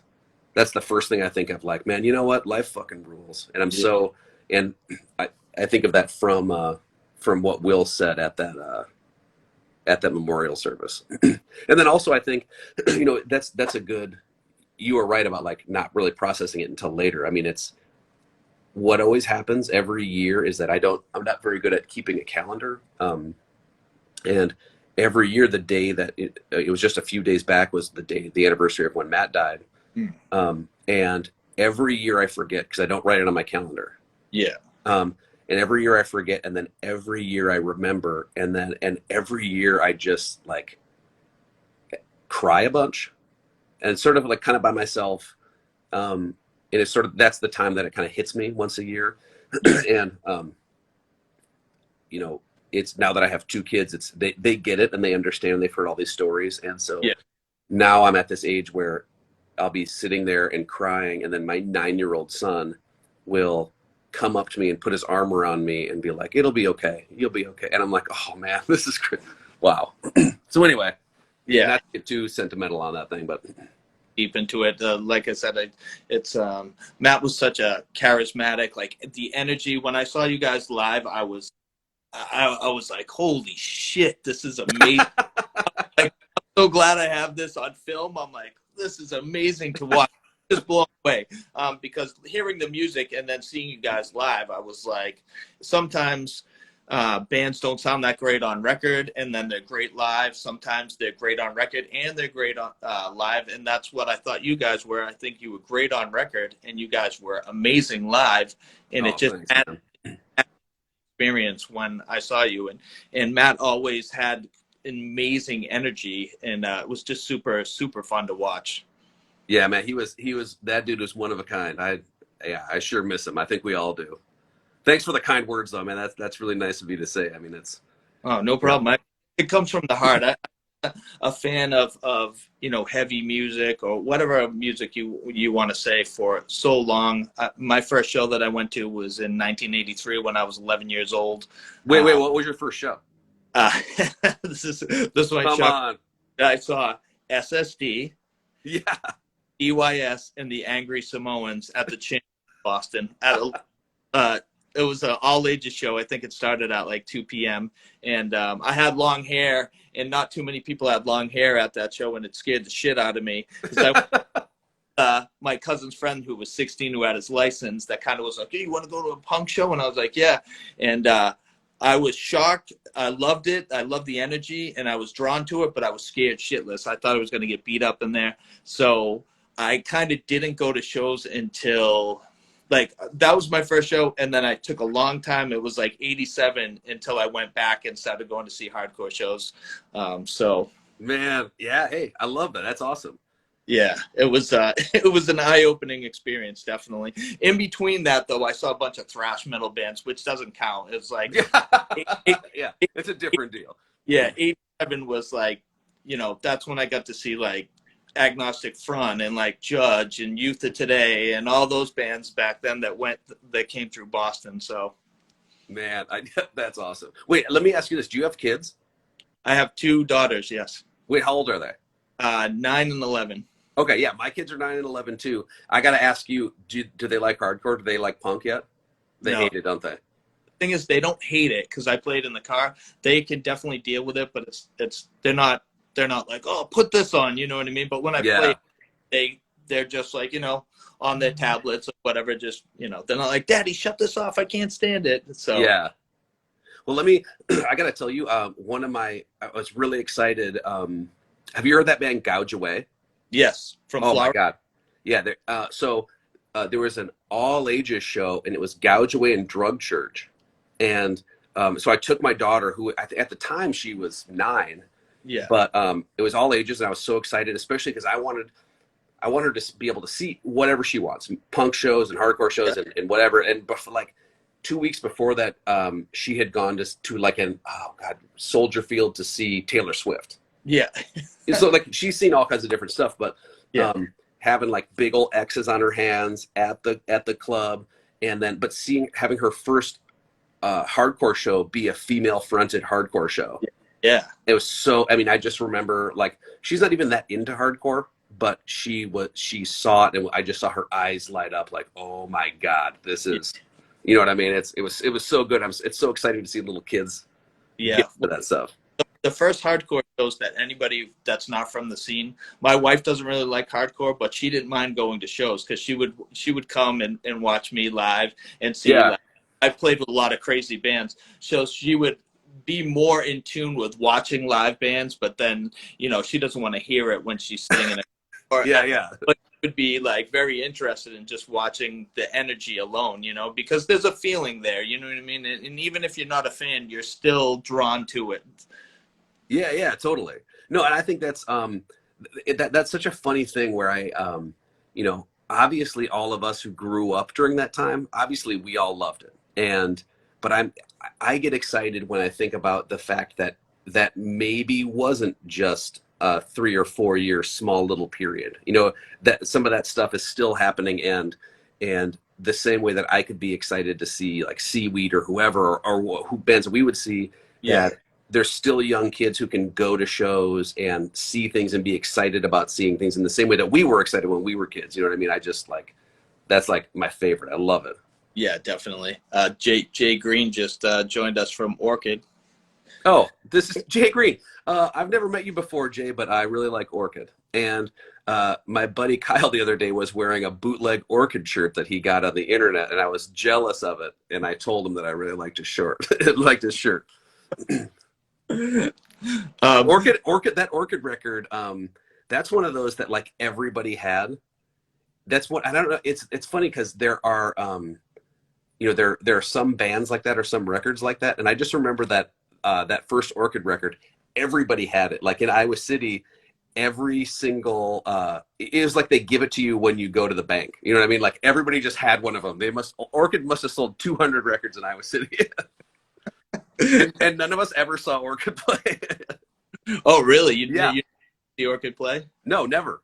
And I don't know why, but everybody had the record. I'm sure I could go find it out of my record collection right now. Yeah, Chaos is Me. Is that what you're Oh, yeah, that's the one. Yeah, everybody had it, right? Yeah, definitely. So I don't want to keep you for too long. I kind of want to touch base with Tornavalanche for a second. What was the reasoning behind the dual drumming in Torn? Man, I don't even know. Well, so I'll say this. For Still Afford is one of my favorite bands of all time. Mm-hmm. We played a bunch of shows with them, and I mean, those guys are awesome. Especially I don't know if you ever heard their last stuff they did with their newer guitar player, but I mean, it's awesome. Oh, Dan? Yeah, it's nuts. And I mean, that's like top 5 hardcore records of all time, easy. But we had played a bunch with them, and their singer and bass player had moved away, and everybody was living in Chicago, and Joel and Zach and Dan and Whitney had kind of started to play, and I don't even know how I got involved. I probably just by default, because I was like, there were 5 of us left, and you know what I mean? I don't even know how it happened, but we started to just play together and write songs, and it was just so fun. And I think part of it now when I listen back to Tornavalanche is like, our old band was crazy and screamy and jump all over the place and go, you know, and so was For Still Afford, and like all these weird time signatures and playing fast. And then we were at this age where like we just kind of wanted to like have some beers and play. Yeah. And I listened to those songs, and they're so much less complex than the old bands. They're usually just really simple. But it was funny because of all the shows we ever played, like when, you remember, like you play a show when you're a crazy screaming band, and you just look at people and they're kind of like this. But then when you're in a band that has repetition and you're just doing the same part over and over, you look out in the crowd and people are like, yeah, bobbing their head. And you're like, oh, this is the secret. The whole time, all we had to do is just like play A over and over and over. Like that's all you had to do. But no, I don't even, I think it was, a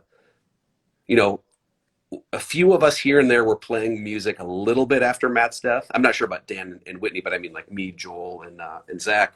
Yeah.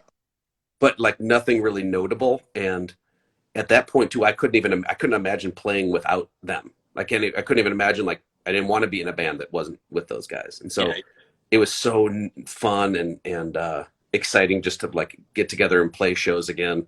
And also the funny thing about it was like, we all had jobs. And so we were only playing like the really small little tours, and it's like we made enough money having a regular job that you didn't have to rely on that for gas money. Yeah. So you could go to a show and be like, I don't even care if nobody shows up. We're going to see all our friends, and like we for sure have $40 to be able to get to the next town. Like that's not going to be a problem. You know what I mean? Between the 5 of us, we can scratch up $40. You know what I mean? Yeah, yeah. And you guys had a record out on Level Plane too, which was like the who's who of the screamo label too, right? Oh yeah, which was, I mean, we were so lucky that that Greg would do that. And that's another thing too. We did a couple of them, and we've had so many people help us over the years, like Level Plane and In It Records, and now defunct Blood of the Young, and Exotic Fever, and and all these people who would stick their necks out for us and help us out, and we just were real lucky to have people come and say, yeah, I'll put this out. Yeah. So you like alluded that you were in a few.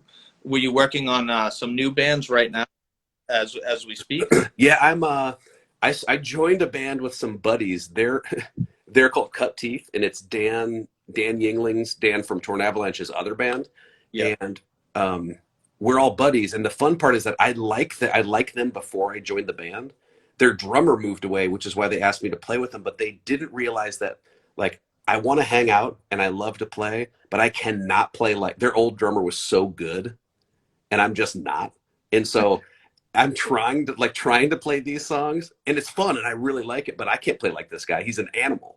Yeah. And so we're doing that, and that's fun. We haven't played in a while, obviously, because of COVID. And then I'm trying here and there to kind of start up a couple other things, like oh, thanks, Justin. But yeah, man, it's I'm trying to start something. I feel like I'm at a point now where I want to play. You know what I mean? Like, I want to get back out there. Yeah, definitely. Wait, what about you? Are you playing lately or no? No. I gave it up maybe. I don't know. My last band was a band called the Paper Plane Crash. I don't think I've been in a band in well over 10 years now. I can't scream anymore. I mean, I would if somebody wants to do a piebald cover band, I'm in there. I'm in there. But I'm just throwing. Yeah. Do you ever don't you ever miss it though? Don't you ever want to get back in there? Oh, I love it. My high school sweetheart guys always talk about, getting back together for a couple of weeks. I mean, I think I could do it for, 3 or 4 shows, but there's no way I could just keep going screaming wise. I think those days are over.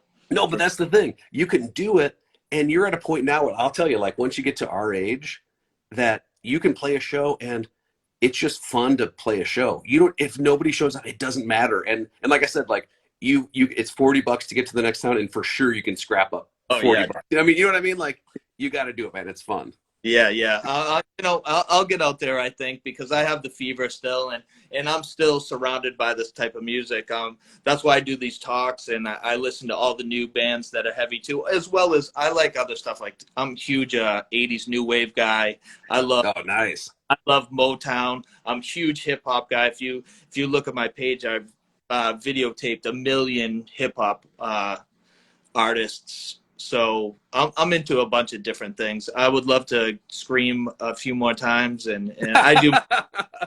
I want your daughters to hear it though. That's the part I think would be cool. Yeah. Well, the funny thing is, I'll show them old videos, and they're like, "Yeah." Yeah, cool. Totally. But that's kind of cool. So wait, let me ask you this. And I know that we've been talking for a while, so I don't want to keep you either, but you were talking about new bands. What new bands have you been into, hardcore or not? I think Soul Glow is something that's very special now. They're like definitely on the top of my list. There's a band from Connecticut called Foxtail that has cool. A female fronted it's like a screamy, but she does real soft singing too. And now they just added a violin player to that band. I'll send you a link. I'll send you a link to that. It's really, really good. There's another band from Canada called Diana Kralls that I'm into too, that also has a female singer and a female guitar player too. That's really, really, really good. I'm all over the place. I'm like a sponge. I try to suck in as much as I can. Honestly, man, I'm going to send you the link to. Have you heard that band? I don't even know if it's a band or like a project but it's. Have you heard that band Deli Girls? No. Oh, it is. It's one person who does. I don't know. It's like electronics and sequencing or whatever that is, and one person who just is the vocalist.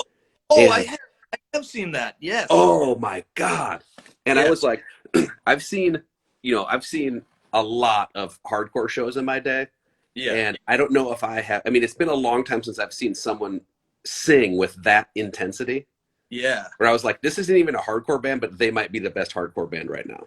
Yeah, it's funny because I saw a picture the other day and I was like, "Oh, who's this?" And then I watched a video and I forgot the name of it, but I Yeah, know. dude. Oh, Yeah, it's like somebody playing like a noise box on the ground, yeah, and then yeah. wild like yeah, And when you hear the vocals recorded, it's like screaming, but like sucking in air through the microphone. It's like a ravenous person. It's crazy. yeah, definitely. Yeah, I it's funny you said that. That's crazy. Like you said, time wise, I don't want to keep you from your family or anything, so I'm gonna start shooting the rapid fire questions at you, like I told you Oh already. yeah, yeah, yeah, yeah. You said you had rapid fire questions. All right, this is like speed round. Yeah, this is speed. First question is always favorite New England punk hardcore band for you all time. This is a good question because okay, I was going to tell you. I know this is a rapid fire question, but I'm going to tell you that something about me. I don't know why this is. Bring the time. Oh, sorry, my phone cut out for a second. um, all the bands that we ever played with, I don't like geography was never really a thing. Meaning like we played with for I never like Forcible Ford was never really from Milwaukee because we played with them everywhere, and Seisha was never from New York because we played with them everywhere, and so Yeah, um, and we seldom played with a band in their hometown. We would play with them wherever we were, like on the road or whatever. And so that's a really hard. I don't think of any bands as like a New England hardcore band or a whatever hardcore band. You know what I mean? yeah, yeah, But yeah. also, but I was gonna say, when I think of New England, and this is kind of funny because it's obviously like everybody thinks of Converge, right? Like that's, Yeah. I mean, you should say like, what's your favorite New England hardcore band that's not Converge? um, but I think I was always when I think of New England, and this is weird, I don't even think of hardcore. I think of like Lightning Bolt and Erebon Radar is who I think of. Well, that's New England right there, Rhode Island. Yeah. Well, yeah, but I wouldn't call them like hardcore bands in the true No, sense of hardcore. But yeah, they're a punk vein, I guess. yeah, I think Lightning Bolt and Erebon Radar are mine. And I'm so excited that Lightning Bolt is actually coming to Chicago, and I just bought tickets. Oh, yeah. And so what I did is I bought two. I'm for sure going, and I decided I'm gonna give one to somebody who's never seen Lightning Bolt and never even heard of Lightning Bolt. And I Nice. picked out who that person is. I was it's a buddy of mine I was having beers with the other day, and Yeah. I was like, oh shit, are you free on this day? And he's like, yeah. Well, I was like, put it on your calendar. You're gonna come to a show with me. He's like, who is it? I'm like, not telling you. Wait, Uh, I gotta go plug in my phone. Hold on a sec. But okay. I'm so excited to like. So there's a person who like. Sorry, one sec. There's a person who's our age, and they don't even know that they're gonna see Lightning Bolt for the first time in like a month, and it's gonna be awesome. People. All right, next question. Hit me. I'm ready. You might have already answered this, but what was the first punk hardcore show you attended? Oh, yeah, Seaweed. It was Seaweed in Sioux Falls, South Dakota. It was on their Spanaway tour, which was, I think, the best Seaweed record, and I'll never forget it. They were so good. Nice, nice. My next question: all-time favorite punk hardcore show you played? What was give me like two special shows that you played that means the most to you? Oh my God, that's a really hard one. Um, oh man, here's a couple. Number one was getting to play at CBGB before it closed, because obviously there's so much history there, and just being in that space and getting to play. I still, on my wall, I still have the parking ticket that we got outside on our van because you can't park anywhere around CBGB. No, Um, I would say, oh my God, this is a very difficult question. I mean, so many special shows that we played. I would say, one of them was Monkey Mania in Denver, Colorado, which is this small little square warehouse area that had, like so it was like playing in a square. We played in the middle, and all these people were hanging from the ceiling, and it was like I mean, I felt like the whole world was going to cave in. Yeah, yeah. Um, and then, oh my God, I'm going through my head and thinking of so many that I'm just like not, like they're not. Well, here's one more. Um, one show we played in. Oh shit, where is it? Joel, you can remind me. Spokane, Washington. So what happened was we drove through Idaho. We were driving through this super long drive, and everything was terrible, and we couldn't get there. And we were like, "This sucks." And we all were kind of car sick from being in these mountains and la la la. And then Yeah. we get to the show, and we're like, "Oh, this is gonna suck," because it's in a kid's garage, and what the fuck? And we just were tired, right? We're tired, and we didn't care. We're not making any money anyway. It didn't matter, but like we're just tired. And we get to the show, and we go in, and this kid had built his garage out to be like this venue. And we walked in, and the place was just fucking packed. And then this band was like, "We're so excited you guys are here. We were just about to play." They were the band who set up the show. They were called Self Inheritance, and they Yeah. just tore the roof off the Really? and we all were like, went from this like depressed state to be like, "Oh shit, here it is." And so now, when people talk about towns, they're like, "Oh yeah, I like big cities." And so you say like Spokane, and no one likes Spokane ever, but I'm like, I've seen some shit happen at Spokane, man. Yeah. That kind of reminds me, there was a place called Joel's House, which was in a barn too. You go upstairs, and it's the upstairs of a barn. And this was probably late '90s or something like that. And I was like, oh man, this is going to be the lamest show. And the show ended up being torn apart. It was like torn apart, played the Enkindles, and like one of my like good friends' bands, Ukla the Mock, that was signed on Life Sentence Records, kind of like except. Jesus. So, and it was amazing show up there, and it was in Popsham, Maine, which is like so out of the way. But yeah, like nobody would ever go there. Yeah. Like, oh, this is gonna be lame, and then I'm like, whoa, Torn Apart is playing this. You're gonna be kidding me. But it reminds me of that. That Joel just reminded me in the chat that's the first time anybody ever asked us to play an encore. I don't even know what we did. Like we weren't prepared to do that.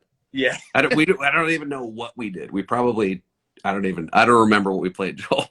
Yeah, awesome. All right, my next question. All-time favorite punk hardcore show you attended that you didn't play? Oh, my God. That kind of blew you away. You went there and saw a band and blew you away. What's your top one?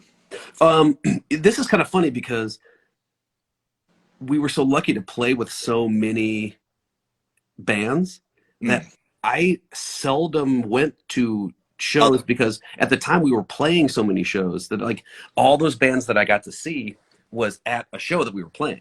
Yeah. You know what I mean? But I will say, I think for me, the two of them are the first show I ever saw, the first like hardcore show I ever saw, which I told you was My Lai, Drop Dead, yeah, and Thoughts of Inesco, which was just terrifying. Yeah. I mean, it was like scary. And then years and years later, nobody would go with me. I had to go by myself, and I left after work. I put my bag on. Oh, thanks, Thaddeus. Angel Dungeon. I had to. I bought one ticket because nobody would go with me, but I went and saw Tragedy in Chicago, and yeah, oh, dude, they were so good. And I just, yeah, that was like I hadn't seen a hardcore show in a long time, and I hadn't really. That's after Matt died, and and I hadn't really seen a lot of stuff, and I was kind of not going to a bunch of shows, but I was like, oh, okay, yeah, this rules. Yeah, that's cool. Yeah, it's kind of me and you always have similar stories because I went by myself all the way to Providence, Rhode Island to Safari Lounge to see His Hero Is Gone. No one was around to see, and I was like, I'm not missing this show. I'm like, I drove all the way down there by myself. Yeah, dude. Yeah. And just watched it and was blown away. Just blown away. So, yeah, totally. Yeah, and there's times where like I remember I was, nobody else wanted to go, and I was like, I'm going. I'm buying tickets ahead of time because I'm not gonna like wait for the door it to be sold out. I'm just not. Yeah. I'm not gonna miss this. Yeah, exactly. You and I are the only two idiots like just going to shows by ourselves. Well, Oh, it's funny. Jerome's Dream came back around, and my buddy got us tickets, and then he had to back out, and he's like, "Oh, you still going?" I'm like, "Fuck yeah, I'm going." I'm like, "I don't like you." His wife had strep throat or something, and she didn't want him to go or whatever. Yeah. And I'm going. I don't care. Like, and that Yeah. was 2 years ago. So, Yeah, dude. get an old man. I'm like, I'm going by myself. I don't care. Yeah, everyone's gonna be like, "Who's Grandpa over there in the corner with the tragedy shirt?" All right, my next question. I'm a huge movie guy. Huge. I watch as many new movies as I can. What was the last movie you watched? Oh man, I have little kids like you do. My kids are 9 and 11, and so Yeah. frequently the movies that I see are movies that they want to see. Yeah. Right. But now that they're like out of little kid movies and they don't really watch cartoons and that kind of stuff anymore. So for a while, it was always like watching Cars or Disney Yeah. movies and stuff. Oh, Joel reminded me, Stripes. Stripes is my favorite movie of all time, obviously, because it's the best movie of all time. Yeah. But man, it's funny. I haven't seen a movie in a theater in so long because, like, COVID and all this stuff. Yeah. I think the last movie I saw was, okay. I don't remember what the name of it was. It was recommended to me by a friend, and it's this German movie about a guy and a girl who are on a holiday together, and the girl gets kidnapped and killed, and then the guy goes on search for her killer. I can't even remember what it's called, but it was so. And if you're a movie guy, I'll send you the link. I'll figure out what it is and send it to you. But Yeah. I was so into it. And I'm so like, it's this kind of weird, creepy. It's like an '80s German movie or something, or French. I don't even remember, but it's haunting enough that I still think about it. Yeah. It sounds French. It's not Irreversible, is it? No, not that. I would know it if you said it. Yeah, that movie's insane. Wait, what about you? I got to know what's yours. If you watch a lot of movies. My last movie that I watched was the new Suicide Squad movie. Oh, that's like 2 days ago. You were like watching movies all the time. Yeah. So that was my last movie I watched. I know I'm gonna see it because my kids like superhero movies and stuff like that. So I know I don't go out of my way to see those because I know I'm going to see it at some point. It's just gonna The new Suicide Squad's rated R though. Oh, that's okay. My kids they're cool. Yeah. I'll ask this about movies too. What's your favorite all-time horror movie? Man, I don't know if this is considered a horror movie, but I just showed my daughter's really into horror movies. She's 11. Yeah. They're 11, and they had never seen The Shining. Oh, nice. Yeah. So we watched The Shining, and yeah, dude, I think that's got to be a horror movie, right? Oh yeah, definitely. How they think of it? Oh, they loved it, absolutely loved it, and but at the end, I think they were looking for like a bigger ending. Yeah. Because when you see a lot of like Disney movies and Marvel movies, there's always some kind of big triumphant ending, and in the end, like the guy freezes to death. The end. Yeah, definitely. So my last question is, what was your favorite song to play live when you were in the Vidablue and 10 Grand? Oh man. I think my favorite song to play live was always it was the first song off our last record. Well, shit, there's so many of them. I think it was Hands Off the Merch, which is it's the first song from our last record. It starts with instrumentation, or it starts with like people playing, and then it just goes to kick drum, and it goes for kick. But there were so many parts of songs that we wrote where it was like, and then this part can go as long as we want. Yeah. And so depending on the show, sometimes I would just play the kick drum for what seemed like forever, and like Joel would just like leave, and then somebody would go do like you change a guitar string or something would happen. Yeah. Somebody would go do a thing, and then but everybody was waiting because there's just one thing happening. That was always I think that's got to be it. It's Hands Off the Merge. I mean, my favorite songs by you guys were definitely like Drop Dead was one of my favorites, just because it was just, I don't know what it was. The music was so good in that song, and So the Pirate Says was another one. Just because dude. the break, thanks, man. song ends and then it just like starts again and then, like in a different time signature type thing. I love that song. That song is so good. Man, I haven't even thought about that song in years. So thank you. Thanks for the kind words, man. That's amazing. Bob, I want to thank you so much for taking the time out to do this. I know Sundays, like you have kids, I have kids. Luckily, my kids are away and I'm not doing it in my car today. Yeah, yeah. But I want to thank you so much for taking time out, especially on Sundays, because I know a lot of people do family stuff on Sundays, and I'm super appreciative just to sit down and shoot the shit with you again. Like, I saw you 20 plus years ago, but, I'm so happy that we got back together again and did this. Man, same here. I'm humbled that you asked me to do this. I mean, it was so fun to talk about these old times and like you said, and shoot the shit. And I hope that maybe next time we do it, we can do it in person. Yeah, definitely. I agree. I want to thank everybody that watched us and anybody that watches my thing every week and do these talks. I really appreciate it. And it's great to have, people reminiscing about stuff that sometimes you forget about, especially the music or the songs or something, and it catches somebody and they go back and they're like, listen, I'm going to listen to everything 10 Grand did now, because that's kind of the point I'm doing this, is just to make people remember how fucking awesome this scene was and still is to this day. So once again, hats off to you. Thank you so much for doing it. I really appreciate it, man. Yeah, thanks again for having me. And let's stay in touch. Like I said, anytime you're up in New England, hit me up. And, if you needed any recommendations to maybe go see the White Mountains or whatever, just hit me up and I'll steer you in the right direction. Yeah, I'm on my way now. I'll be there for dinner. All right. All right. See you later. Have a good night, man. All right, you too. Bye.